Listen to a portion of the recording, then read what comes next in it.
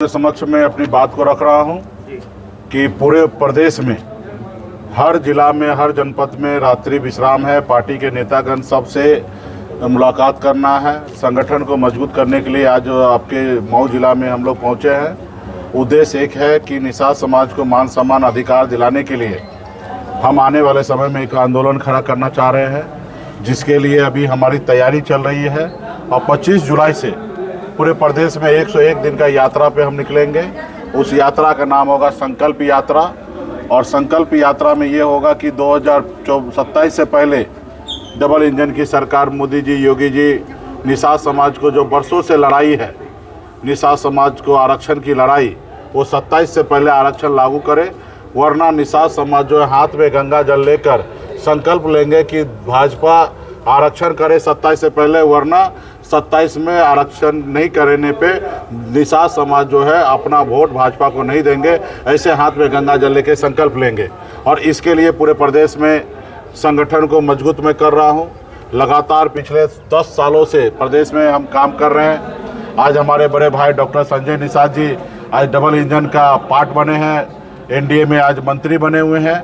लेकिन एक समय था कि निषाद समाज ने उनको अपना नेता माना था, उनके लिए हक अधिकार की बात करता था, आंदोलन करते थे आरक्षण की। और आज जब सरकार में है तो आज वहाँ पे मलाई काट रहे हैं और समाज को छोड़ दिए।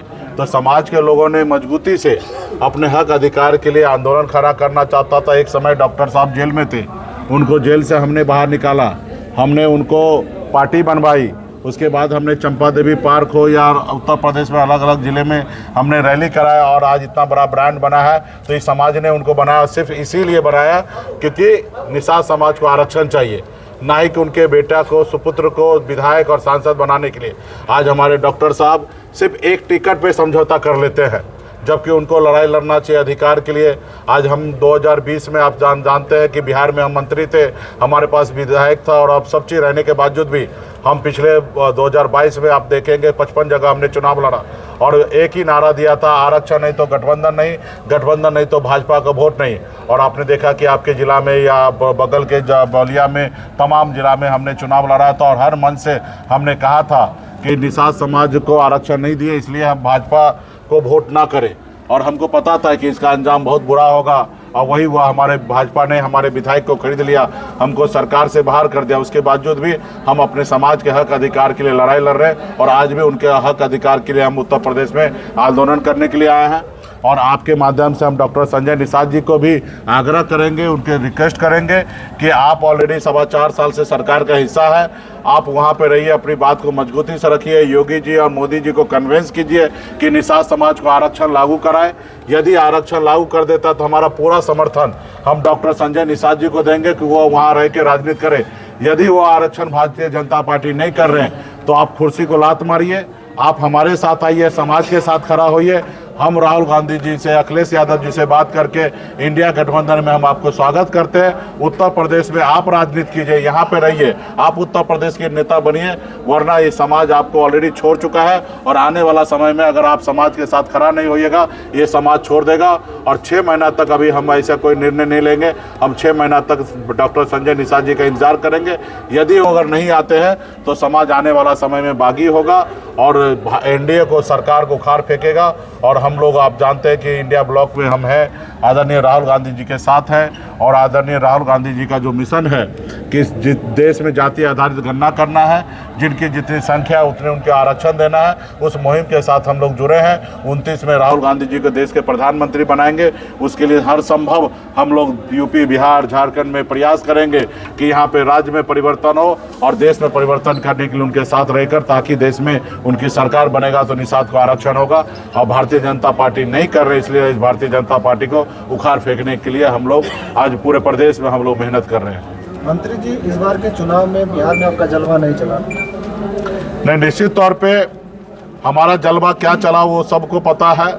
अब देश में लोकतंत्र कहीं ना कहीं खतरे में है। आप देखिए हाल ही फिलहाल में बंगाल में क्या हुआ, सेना को 3.25 लाख सेना को उतार के वहाँ पे चुनाव आयोग को मैनेज करके 27 लाख वोट को काट के उन्होंने सरकार बना लिया।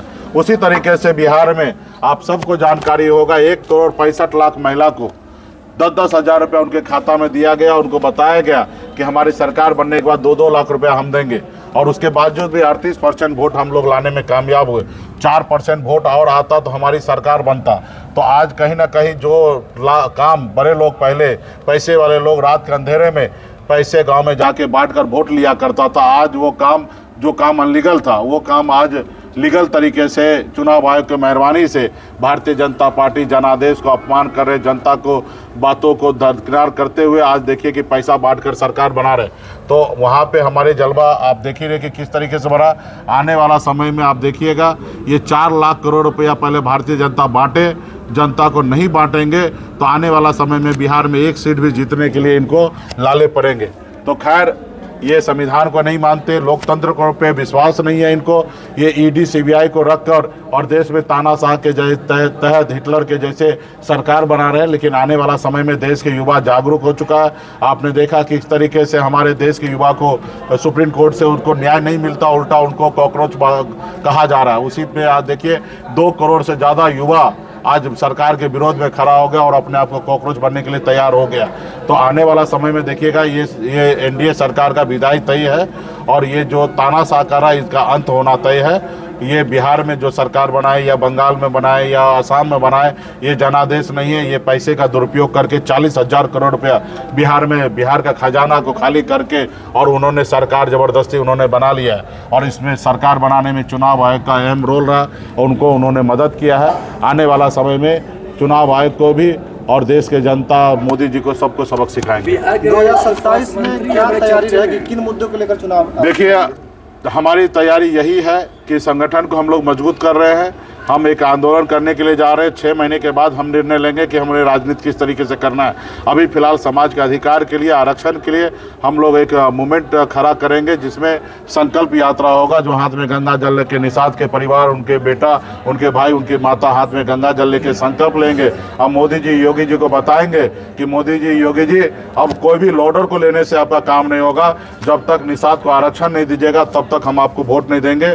और इस तरीके का हम एक आंदोलन खड़ा करने के लिए जा रहे हैं। उसके बाद हम 27 के लिए या 29 के चुनाव के लिए जरूर, हमारी पॉलिटिकल पार्टी है, हम इंडिया ब्लॉक में हैं, उसके लिए हम आने वाले समय में आपके बीच में चर्चा करेंगे। अभी तो हम चाहते हैं कि डॉक्टर संजय निषाद जी हमारे साथ आ जाए। जैसे बिहार में कभी लालू प्रसाद यादव जी राजनीति करते थे, उत्तर प्रदेश में स्वर्गीय मुलायम सिंह यादव जी राजनीति करते थे। दोनों भाई का एक जोड़ी होता था और दिल्ली में हमेशा उनका पकड़ होता था। हम भी चाहेंगे कि उत्तर प्रदेश में डॉक्टर संजय निषाद जी राजनीति करें, बिहार में हम लोग करें। हम लोग के पास इतना समाज शक्ति दिया है, ताकत दिया है, हम लोगों को नेता माना है।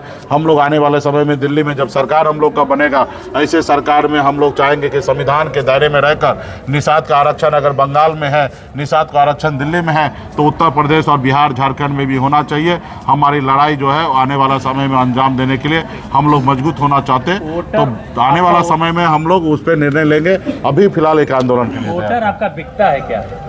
निश्चित तौर पे हमारे वोटर को खरीदा जाता है। हमारे लोग गरीब है, लाचार है, एजुकेशन नहीं है, जिसके कारण मजबूर होता है। आज देश का 80 करोड़ लोग वोट बेच रहा है 5 किलो चावल में। आज देश हमारा कहाँ जा रहा है? आज सिर्फ निषाद ही नहीं, बहुत सारे ऐसे जाति धर्म के लोग जो है गरीब है, लाचार है, क्योंकि उनके हाथ में काम नहीं है, रोजगार नहीं दिया जा रहा है, युवा रोड पे भटक रहा है। 4 किलो चावल को ही आज की तारीख में देश में लोग विकास मानने लगा है और इसके लिए आज लाभार्थी बनकर मोदी जी को वोट दे रहा है। तो कह सकते हैं कि बेचा जा रहा है, लेकिन सच बात तो यह है कि देश में वोट जो है काम के आधार पर मिलना चाहिए। और काम के आधार पे जहाँ हारते हैं वहाँ पे उनके पास अडानी अंबानी है, उनके पैसे को इस्तेमाल करके अभी आपने देखा 7 को सांसद को खरीद लिया। आपने बिहार में देखा मेरा 4 को विधायक को खरीद लिया। आपने देखा महाराष्ट्र में ऑपरेशन लोटस करके शिवसेना का सरकार को खरीद लिया, अपनी सरकार बना लिया।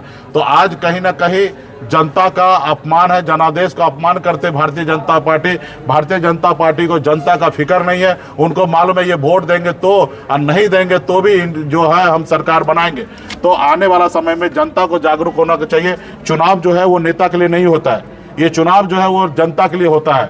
कि जनता के पास बाबा साहब भीमराव अम्बेडकर ने इतना शक्ति ताकत दिया है कि उनको कहा गया कि देखो ये जनता मालिक है, नेता मालिक नहीं होता है। अगर नेता आपके लिए अच्छे काम करे तो सही है, नहीं तो 5 साल में उसको बदलने का पावर जनता के पास होता है। तो आज जनता कहीं ना कहीं किसी ना किसी तरीके से मंदिर के नाम पे, मस्जिद के नाम पे, धर्म के नाम पे, लाभार्थी के नाम पे समाज में गुमराह हो गया। और जिसके कारण आज देखिए कि हमारा देश कहाँ पहुँच गया, 97 का पार कर दिया डॉलर। आज हमारे देश के प्रधानमंत्री को कहना पड़ता है आप तेल कम खाओ, सोना कम खरीदो, आप कम उपयोग करो। यही काम जब ईरान का युद्ध चालू हुआ था उस समय में अपील करना चाहिए, लेकिन उस समय में उनको हर हाल में बंगाल में सरकार बनाना था। इसके लिए उन्होंने 2-2.5 महीना बिता दिए, 2.5 महीने के बाद अपील किए।